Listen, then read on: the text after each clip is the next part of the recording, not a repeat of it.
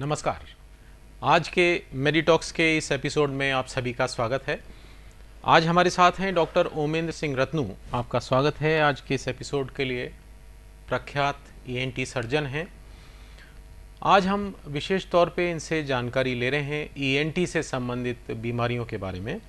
Doctor साहब, गर्मियों का मौसम आ चुका है और अब इस समय या आने वाले कुछ समय में आमतौर पे कौन कौन सी ईएनटी प्रॉब्लम्स देखने को मिलती हैं?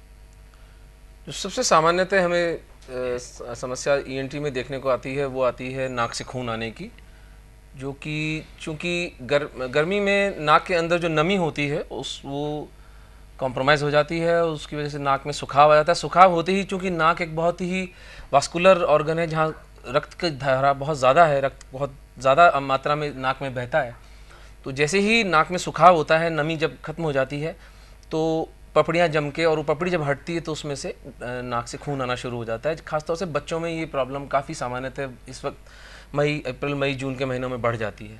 दूसरा कारण नाक से खून आने की जो प्रॉब्लम वो बढ़ जाने का है वो है एलर्जी। मार्च अप्रैल होली के आसपास का जो समय है, ये 2 महीने का समय पीक एलर्जिक सीज़न है। ये इस वक्त हवा में जो एलर्जी के कारक तत्व हैं, एलर्जेंस जिनको हम कहते हैं, उनकी घनत्व उनका बहुत सर्वाधिक होता है। तो एक नॉन एलर्जिक आदमी को भी इस वक्त एलर्जी हो जाती है। तो इन 2 कारणों से मिक्सचर के कारण, इनके समन्वय के कारण नाक से खून आना बहुत प्रॉब्लमेटिक समस्या है, जो काफ़ी सामान्य रूप से हमारे साथ आती है। जैसा कि आपने बताया कि इसके कारण भी बताया और ये कॉमन है इस समय में, ये भी बताया, लेकिन घर पे यदि किसी व्यक्ति को ऐसा हो जाए या स्कूल में किसी बच्चे को ऐसा हो जाए तो आसपास में जो लोग हैं वो क्या कर सकते हैं? जो फर्स्ट एड है, इसकी जो प्राथमिक उपचार है इसका, वो बहुत साधारण है। उसमें बच्चे का नाक यहाँ से पकड़ के उसको ज़ोर से दबा दें, क्योंकि यही वो एरिया है जहाँ से खून आता है। आमतौर पिछले एरिया से नाक में खून नहीं आता है, वो उसके कारण दूसरे होते हैं। लेकिन जो सामान्यतः गर्मी में जो खून आता है, नाक को ठीक ठाक ताकत, जितना ताकत बच्चा बर्दाश्त कर सके, उसको कष्ट भी नहीं उस दबाने में। एक काम तो ये करें। दूसरा, बर्फ़ का इंतज़ाम करें। बर्फ़ को प्लास्टिक की थैली में डाल के उसको इस नाक के आसपास के इलाके में उसका सेक करें, जिसको हम आइस फोमेंटेशन कहते हैं। और तीसरी चीज़, बच्चे को लिटा दें। उसकी जो क्रिया है सामान्य, जो उसकी जो एक्टिविटी है, उसको थोड़ा सा कम कर दें। और यदि फिर भी नहीं रुकता है नाक और उसको पीछे से नाक मुंह में आता जाता है उसके, तो फिर ईएनटी सर्जन के पास जाएं तुरंत। जी, तो घर पे भी इसी तरह का हम उपचार कर सकते हैं। तो अगर हमने ऐसा किया और आराम आ गया बच्चे को, क्या उसके बावजूद ईएनटी कंसल्टेशन की कोई आवश्यकता है? मेरे विचार से उसमें हमें 2 या 3 बार वेट करना चाहिए। अगर 2-3 बार ऐसी घटना उस बच्चे के साथ पुनरावृत्ति होती है इस घटना की, तभी हमें ईएनटी सर्जन के पास जाना चाहिए। वरना कभी कभी हम ओवर डायग्नोसिस और ओवर ट्रीटमेंट भी कर बैठते हैं। सो आई थिंक दूसरी तीसरी बार अगर लगातार एक ट्रेंड, एक पैटर्न बनता जा रहा है बच्चे के साथ में, तो उसमें हमें फिर हेल्प लेनी पड़ेगी। तो डॉक्टर साहब, एक तो ये कॉमन समस्या है जो कि इस समय देखने में आते हैं। आपने एलर्जिक जो प्रॉब्लम्स हैं उनका भी जिक्र किया।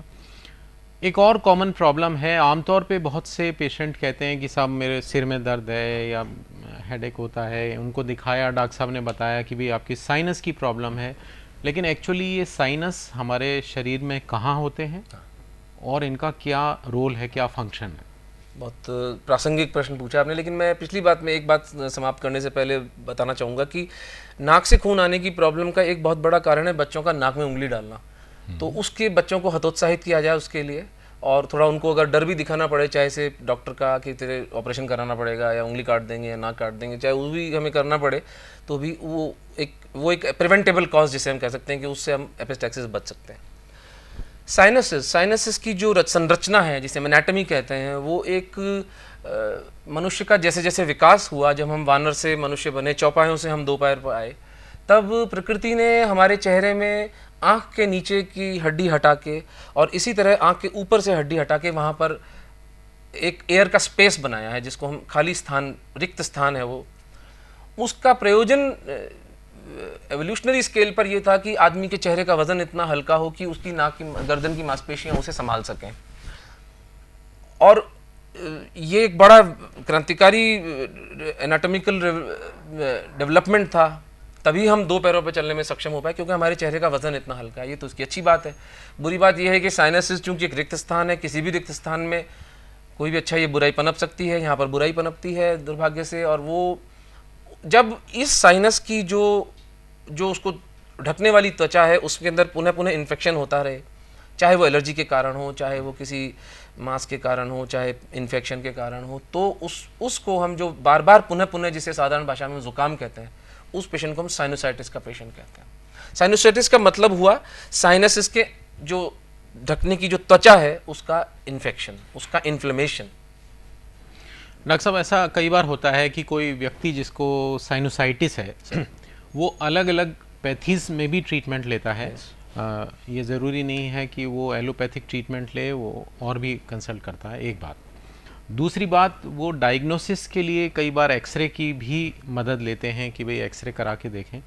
तो एक तो आपके बहुत लंबा क्लिनिकल एक्सपीरियंस है, हम आपसे जानना चाहेंगे कि और पैथी में भी क्या इसका कोई समुचित इलाज है, और एक्सरे इसके डायग्नोसिस के लिए क्या एक प्रॉपर इन्वेस्टिगेशन है? जहाँ तक दूसरी पैथीज का सवाल है सर, ये बिल्कुल इसमें एक कॉरोलरी है कि जिस पैथी से रोगी को फ़ायदा होता हो वो पैथी उसे अपनानी चाहिए। ये व्यक्ति पे अलग अलग व्यक्तियों के ऊपर अलग अलग पैथीज काम करती हैं।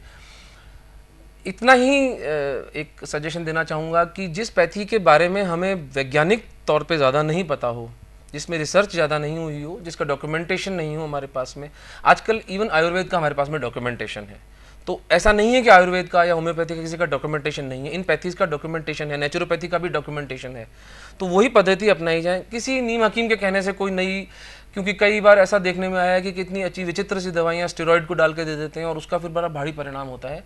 तो यदि टाइम टेस्टेड पद्धतियाँ हैं, जैसे कपालभाति है, या होम्योपैथी में कुछ दवाइयाँ हैं, या आयुर्वेद में कुछ दवाइयाँ हैं जो सेप्टेलिन वगैरह हैं, कम से कम उनसे कोई नुकसान नहीं है, तो यदि उससे रोगी को फ़ायदा हो रहा है तो निश्चित तौर पे वो अपनाई जानी चाहिए। ऑल्टरनेटिव पैथीज का अपना स्थान है, उसे नकारा नहीं जा सकता। एक्सरे एक बहुत अब एक रिडंडेंट टूल है, क्योंकि एक्सरे से हमें बहुत ज़्यादा सूचना साइनसिस की कम से कम नहीं मिलती है। यदि किसी व्यक्ति में इतना साइनोसाइटिस है कि उसे रेडियोलॉजिकल इन्वेस्टिगेशन की तरफ जाना ही पड़ता है, तो CT scan is the gold standard. CT scan of the paranasal sinuses ही उसकी समुचित सूचना हमें देगा कि साइनसिस में वाकई कोई रोग है या नहीं है। अच्छा डॉक्टर साहब, जो साइनसेस आपने बताया कि एक इवोल्यूशन की प्रक्रिया के दौरान इस तरह का निर्माण हुआ, तो साइनसेस कहाँ कहाँ हैं फेस पे, और क्या उन सब का इन्फेक्शन होता है या कॉमनली किस साइनस का होता है? सर फ्रेंकली स्पीकिंग मैं अभी तक समझने की कोशिश कर रहा हूँ साइनसेस हैं कहाँ पर अभी तक, because that is something which is it's very variable. But मोटा मोटी यदि बहुत मोटे तौर पे अगर मैं आपको समझाना चाहूँ तो दो आँख के ऊपर यहाँ फ्रंटल साइनसेस होते हैं, तिकोने होते हैं। ये यानी इस हड्डी के नीचे एक गड्ढा है जो लगभग अलग अलग व्यक्तियों में अलग अलग साइज़ का होता है। इसी तरह का एक गड्ढा यहाँ पर अगेन एक ट्रायंगुलर थ्री डायमेंशन में, अगर उसको त्रिआयाम में अगर हम उसको इमेजिन करें, उसकी कल्पना करें, ये तो दो मोटे मोटे साइनस हुए, maxillary sinus, frontal sinus. 16-17 sinuses छोटे छोटे छोटे छोटे छोटे छोटे सेल्स होते हैं जो यहाँ पर हमारे अंदर तक इतना गहरा तक जाते हैं, जब 4 सेंटीमीटर तक। दिमाग के मध्य भाग में, जिसे मिडिल क्रेनियल फोसा कहते हैं हम लोग वैज्ञानिक दृष्टि से, उसके नीचे एक स्फिनॉइड साइनस होता है। वो एक बड़ा क्रिटिकल साइनस है। उस साइनस तक अगर हम नहीं जाएं किसी बीमारी तो ही ज़्यादा अच्छा है, क्योंकि वो एक बहुत ही एनाटॉमिकली वो एक ऐसा इलाका है जहाँ से internal carotid artery, optic nerve, आँख को जो देखने की नस है, वो सब जाती हैं वहाँ से। तो वो एक डेंजरस एरिया है। उस साइनस को समझने की, उस साइनस की बीमारियों को इंटरप्रेट करने की, प्रतिपादन करने की भी एक अलग ट्रेनिंग है। उसको एक बहुत एक्सपर्टीज़ है उसके लिए, एक बहुत ट्रेंड आदमी उसको हैंडल कर सकता है। मोटा मोटी 4 साइनसेस हुए, frontal sinus, maxillary sinus, ethmoid sinus and sphenoid sinus. Commonly OPD में हमारे पास कौन सा साइनस है जिसका इन्फेक्शन आता है? Ethmoid and maxillary. जो 16-17 छोटे छोटे सेल्स हमारे नाक में अंदर बने हुए हैं, ज़्यादातर उनमें से किसी एक सेल का इन्फेक्शन आएगा और तदनुसार उसके बाद हम मैक्सिलरी साइनस में वापस चला जाएगा। आमतौर पे ये 2 साइनसेस ही अफेक्टेड होते हैं। फ्रंटल साइनस और स्फिनॉइड साइनस अपने आप में संरचना के हिसाब से एनाटॉमिकली बहुत डिफिकल्ट साइनसेस हैं। इनकी सर्जरी, इनकी बीमारियां भी बड़ी विचित्र और रेयर होती हैं। जब ये एस्टेब्लिश हो जाता है, बहरहाल चाहे वो एक्सरे से हो पाए या सीटी स्कैन से हो, जैसा भी मोडेलिटी अवेलेबल हो, उसके बाद हम ट्रीटमेंट क्या इसका कोई मेडिकली करते हैं या कोई इंटरवेंशन आवश्यक होता है? सर इसकी फिलॉसफी बिल्कुल क्लियर कट है कि अगर एक पेशेंट को साल में 4 बार से ज़्यादा अटैक साइनोसाइटिस के हो रहे हैं और 4 साल में 4 बार से ज़्यादा उसको एंटीबायोटिक खानी पड़ रही है, डीकंजेशन खाना पड़ रहा है, इवन स्टेरॉइड्स देने पड़ रहे हैं, तो बेहतर है कि उस पेशेंट को सर्जरी के लिए कंसिडर किया जाए। जो एंडोस्कोपिक साइनस सर्जरी का पिछले 15-20 साल में जर्मनी में विकास हुआ और फिर हमारे देश में आजकल हर ईएनटी सर्जन कन्वर्सेंट है उस सर्जरी के साथ में और बहुत एस्टेब्लिश सर्जरी है, उसके रिजल्ट्स ऑलमोस्ट 100% हैं। तो अगर सर्जरी की नौबत आ भी जाती है तो भी उसमें पीछे नहीं हटना चाहिए। सर्जरी के रिजल्ट्स बहुत अच्छे हैं, बजाय इसके कि साइनोसाइटिस को नज़रअंदाज किया जाए और दवाइयाँ खा खा के अपना शरीर खराब किया जाए, और या साइनोसाइटिस के कॉम्प्लिकेशंस जो कि बहुत ही खतरनाक होते हैं, दिमाग में पस जाता है या आंख में पस चला जाता है, उसका प्रतीक्षा करने के बजाय बेहतर है कि अगर आपका ईएनटी सर्जन आपको सलाह दे रहा है कि सर्जरी ही उसका उपचार है, सर्जरी करवा लेनी चाहिए। पहले इतने अच्छे रिजल्ट सर्जरी में नहीं हुआ करते थे क्योंकि हम लट्टू की मदद से किया करते थे, वो जो बाबा आदम के ज़माने से। किंतु अब जो एंडोस्कोप्स हमारे हाथ में आए हैं तो ये सर्जरी बहुत बिल्कुल प्रिसाइज, बिल्कुल लक्ष्य पे जाकर और बहुत लिमिटेड इंटरवेंशन करके हम पेशेंट को उसकी समस्या से निजात दिला सकते हैं। मान लीजिए एक मैक्सिलरी साइनोसाइटिस है, उसके अंदर फ्लूइड भरा हुआ है या पस है, जो भी है, तो अब आप उस सर्जरी में क्या करेंगे? सर उस सर्जरी में उस साइनस, जैसे मैंने आपको अर्ज किया, साइनस है एक रिक्त स्थान हड्डी के नीचे, और वो रिक्त स्थान कोई अकेले कोने में नहीं पड़ा है, उसका कम्युनिकेशन नाक से होता है ऑस्टिया के द्वारा, एक छोटे छिद्र के द्वारा। अब ये छिद्र क्रिटिकल एरिया बन गया, ये बॉटल नेकिंग हो जाती है यहाँ पर। जैसे हम सोडाला जा रहे हैं और वहाँ पर बॉटल नेकिंग हो गई, तो हमें सोडाला को अगर हम उस रोड को चौड़ा कर दें तो हमारी बॉटल नेकिंग खुल गई, ट्रैफिक में टाइम व्यस्त नहीं होगा। ठीक ऐसा ही काम हम कुछ यहाँ करते हैं। मैक्सिलरी साइनस का ऑस्टियम लगभग 4-5 मिलीमीटर की साइज़ का होता है। हम सर्जरी के द्वारा उसे, अगर पेशेंट को मैक्सिलरी साइनोसाइटिस रिकरेंट हो रहा है और वो इंडिकेटेड है, तो मैक्सिलरी साइनस का जो ऑस्टियम, उसका जो छिद्र है, उसको 5 गुना या 6 गुना हम बड़ा बना देते हैं ताकि उसके अंदर हवा का प्रवाह बना रहे, हवा से वहाँ सुखाव बना रहेगा, और यदि अंदर जो सेक्रीशंस या पस ज़्यादा बनते हैं वो बस से बाहर आ जाएंगे। डॉक्टर साहब, एक और कॉमन प्रॉब्लम आती है कि कान से मवाद आता है, कई बार बच्चे इससे अफेक्टेड होते हैं, कई बार बड़े भी हो जाते हैं। ये क्या समस्या है और क्या इसकी वजह हो सकती है? सर कान की समस्या ईएनटी के अंदर 70% रोगियों को हमारे पास जो आते हैं वो कान के पेशेंट ही आते हैं, और बड़ा विषाद और दुख का विषय है कि ये पेशेंट जो इतनी इजीली जिस बीमारी से बचा जा सकता है वो बीमारी कईयों की जान ले रही है। कई बच्चे कोई चेहरे का लकवा हो रहा है, कई बच्चों को परमानेंट डेफनेस होती जा रही है। ये मेरा तो मंतव्य ये है कि इसे अंधेपन की लेवल पर, इसके जैसे हमने एक ब्लाइंडनेस इरेडिकेशन प्रोग्राम बनाया हुआ है और उसमें काफ़ी हमने सफलता भी प्राप्त की है, इसी तरह से बहरापन का निवारण का भी एक प्रोग्राम चलना चाहिए। अभी उस पर थोड़ी सामाजिक जागरूकता कम है। इसको हम chronic suppurative otitis media CSOM कहते हैं सर, और CSOM निचले तबके के या निचले मध्यम वर्ग के अंदर, लो सोशल इकोनॉमिक स्ट्रेटा में ज़्यादा पाया जाता है क्योंकि गंदगी से इसका सीधा संबंध है। कोई व्यक्ति अपनी पर्सनल हाइजीन, अपनी व्यक्तिगत सफाई अगर नहीं रखेगा तो उसे सुपुरेटिव ओटाइटिस मीडिया होने की संभावना ज़्यादा है। ये बीमारी बच्चों में आमतौर पर शुरू होती है टॉन्सिल्स और एडिनॉइड्स नाक के पीछे ग्रंथि होती है एक, और टॉन्सिल्स की जो बच्चा रोगी होगा उसको कान की बीमारी होने की संभावना ज़्यादा होती है। और इसमें कृपा करके न किसी केमिस्ट, न किसी और डॉक्टर, न किसी न कोई ऑल्टरनेटिव पैथी, ये एक सीधा साधा पस का इन्फेक्शन, कीटाणुओं का इन्फेक्शन होता है। इसमें एंटीबायोटिक या सर्जरी ही जान बचाएगी। तो इसमें तुरंत ENT सर्जन की सलाह लेनी चाहिए। जो आजकल सर्जिकल मोडालिटीज़ और जो ट्रीटमेंट हमारे पास अवेलेबल है, ये 100% क्योरेबल बीमारी है। तो जैसा कि आपने बताया कि CSOM है, क्लियर कट एक इन्फेक्टिव डिजीज़ है, इन्फेक्शन होता है। जब इसमें आप कान को देखते हैं तो आपको क्या दिखाई देता है और आप वहाँ मैनेजमेंट के दौरान क्या करते हैं? सर आमतौर पे कान का जो पर्दा होता है वो मटमैले रंग का एक गोलाकार पर्दा होता है। जब हम क्रॉनिक सुपुरेटिव ओटाइटिस मीडिया के पेशेंट को देखते हैं तो आमतौर पर जो मेरे अनुभव में आया है, पर्दा पूरा गायब होता है और अंदर जो सुनने की हड्डियां होती हैं जिनसे कि साउंड वेव्स ट्रांसमिट होती हैं हमारे मस्तिष्क तक, मेलियस इंकस स्टेपीज, उनके अंदर भी बोन का इन्फेक्शन, ऑस्टियाइटिस जिसको हम कहते हैं, वो गुलाबी रंग की जो आमतौर पे सफ़ेद हड्डी होती है वो वहाँ पर बिल्कुल पिंकिश, डर्टी पिंक कलर की, डल कलर की हो जाती है और उसमें दुर्गंध भी आ रही होती है क्योंकि उसके अंदर एनिरोबिक इन्फेक्शन हो जाता है। एनिरोबिक जो कीटाणु जो होते हैं वो इन्फेक्शन कर देते हैं, काफ़ी दुर्गंध होती है उससे। और उससे एक परिस्थिति उत्पन्न होती है जिसको हम कोलेस्टेटोमा कहते हैं। कोलेस्टेटोमा, मेरे अंग्रेज मित्र थे, वो मजाक कर रहे थे कि कोलेस्टेटोमा जब अमेरिका में एक बार अभी पिछली 2-1 साल पहले एक मिला गया तो उस कोलेस्टेटोमा का उन्होंने लाइव टेलीकास्ट पूरे उत्तरी अमेरिका में और यूरोप तक किया। वहाँ एक इतनी बड़ी घटना थी। यहाँ हम कोलेस्टेटोमा मेरे ख्याल से हफ्ते के 4 निकालते हैं। तो ये एक पैमाना है कि हम लोग इस स्केल पर किस तरह से हमारी जो सोसाइटी है वो रुग्ण है इस बीमारी से। जो कोलेस्टेटोमा वहाँ पर एक इतनी रेयर हैपनिंग है, वो हमारे यहाँ पे बिल्कुल सामान्य हैपनिंग है। तो वो हो जाता है जब आप सुपुरेटिव ओटाइटिस मीडिया को, कान से मवाद आने को ठीक नहीं करते हैं, तो वो मवाद अंदर जाके हड्डी को गला के वहाँ एक ट्यूमर जैसा, एक गांठ नुमा, एक दुर्गंध युक्त ट्यूमर बनाती है, जिसको हम कोलेस्टेटोमा कहते हैं। कोलेस्टेटोमा की अपनी एक पैकेज है, वो दिमाग में चला जाता है, वो चेहरे की नस को डैमेज कर देता है, चेहरे का लकवा हो जाएगा, मुंह टेढ़ा हो जाएगा बच्चे का।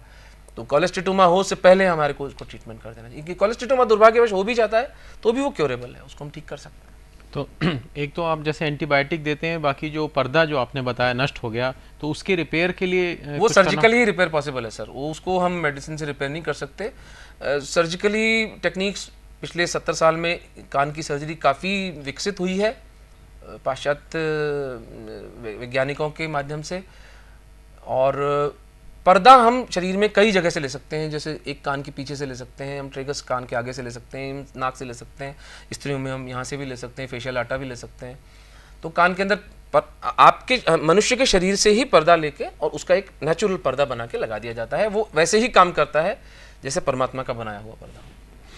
तो ये जो आपने बहुत अच्छी हमें जानकारी बताई, एपिस्टेक्सिस यानी नक्सीर के बारे में भी बताया, CSOM के भी बारे में बताया, साइनोसाइटिस के बारे में बताया, लेकिन चूंकि अब गर्मियाँ सामने हैं और इस मौसम में जो हमारे व्यूअर्स हैं उनके लिए कुछ आप मैसेज देना चाहेंगे, अपने एक्सपीरियंस से कुछ कहना चाहेंगे कि भाई आप इन बातों का ध्यान रखें जिससे आपकी ENT की प्रॉब्लम्स जो हैं कम से कम। सामान्य तौर पे एक तो नाक से खून आने के बारे में मैं अर्ज कर ही चुका हूँ, उसको फिर दोहरा देता हूँ कि नाक में उंगली न डालें। बच्चा अगर डालता है तो उसको डिस्करेज करें, उसको हतोत्साहित करें ऐसा करने से। दूसरा, बर्फ़ का सेवन सीमित करें। इस वक्त हम बाहर चलते हैं, नींबू पानी और ये सब हम जो पेय पदार्थ हैं हम ले लेते हैं, इनका सेवन मेरे ख्याल से एक स्वस्थ समाज को मिनिमम करना चाहिए। अपने घर में करें, आप अपना घर पे बर्फ़ बनाएं।